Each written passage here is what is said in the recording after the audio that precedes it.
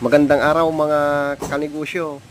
Ito po yung aking negosyo na nagsimula lang sa 3.5 na puhunan hanggang sa ganito na po yung tinitimpla ko po ngayon. Nag-umpisa lang ako sa isang branch ng pisto dyan sa pangki-pangkita lang. Tapos nung medyo lumalaki at pumapatok sa aking market, ang negosyo nito ay kilawing balat ng baka.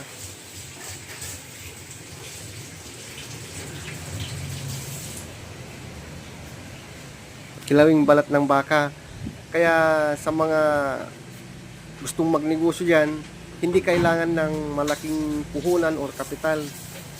Malit man yan or malaki, ang importante dyan yung mindset ng tao kung paano niya palakihin at palaguhin yung negosyo.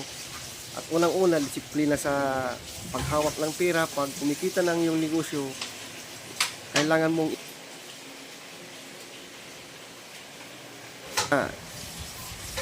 3.5. Ngayon po yung puhunan na 3.5 ay mga naging 6 digit na po siya. Kaya sa awa ng Panginoon, napalago ko rin po. Kaya hindi po kailangan ng malaking kapital.